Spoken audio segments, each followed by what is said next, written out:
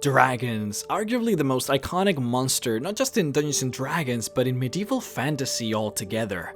I want to tell you guys about all the different kinds of dragons that there are that don't actually make an appearance in the monster manual. And trust me, there are a lot. We're talking astral dragons, sea dragons, purple dragons, gem dragons, and not even mentioning all of the lesser dragons like drakes and pseudo dragons. There are a lot of them, okay? But I want to make a prequel to all of those videos. I want to disclose first and foremost where dragons even come from in the first place, but to do that, we're going to have to go back. All the way back to the beginning, to the very creation of the world in the Forgotten Realms lore.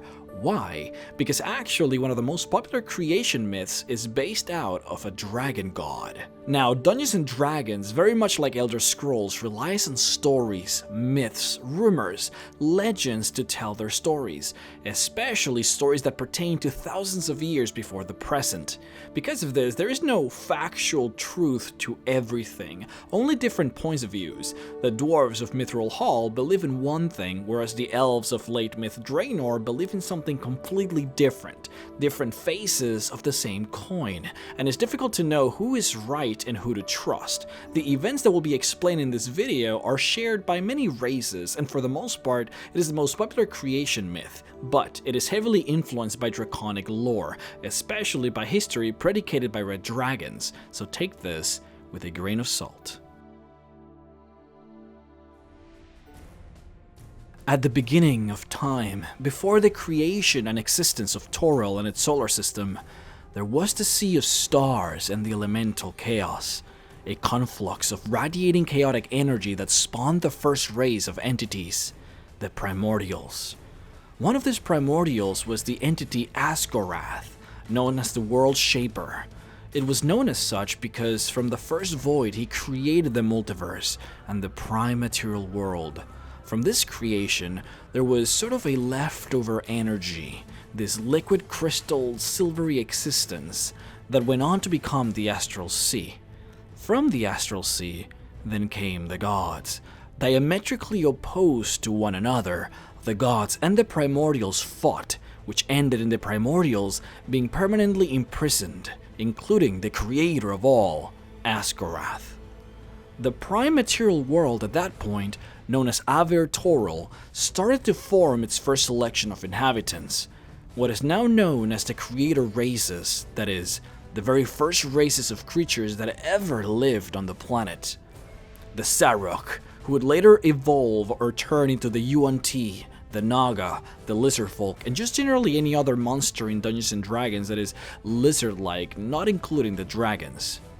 The Batrachi, who would later on become the Bullywugs, the Doppelgangers, the Quatuas, and any other shape-shifting, amphibious, or fish-like races.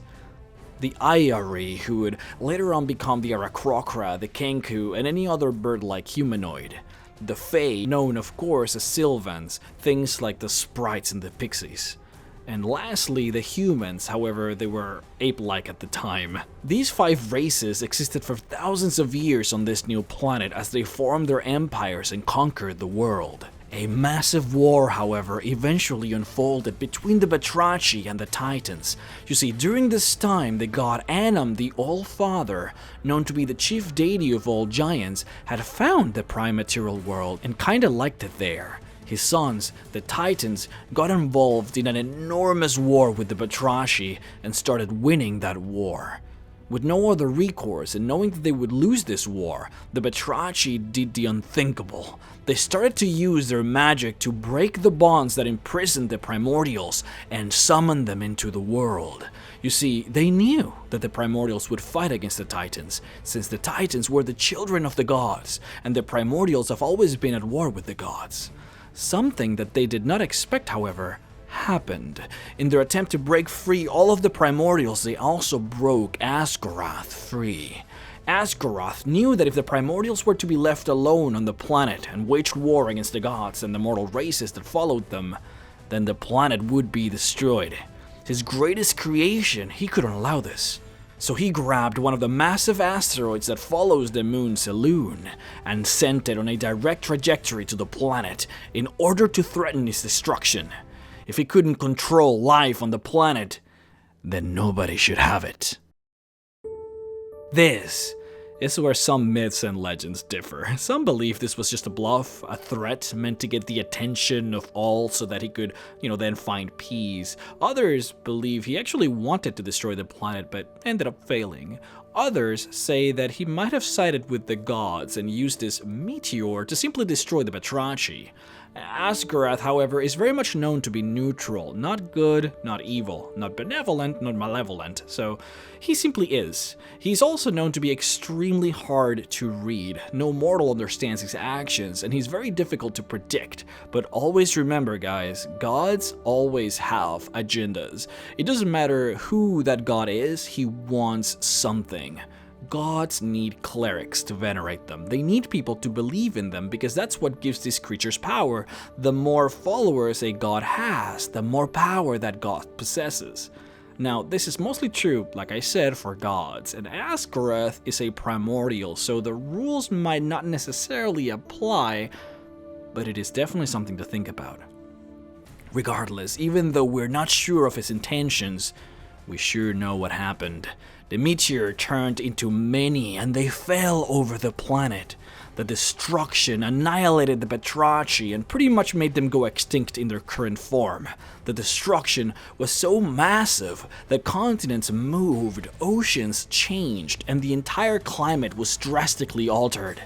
After the massive destruction that this caused, Asgarath decided to clone the planet. He gave the clone Albeir to the Primordials and left the original planet Toril to the gods.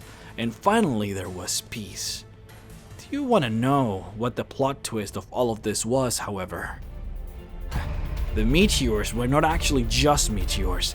They were actually dragon eggs. These eggs flew from the sky and landed, destroying the world, and from its ashes, the mighty dragons were born.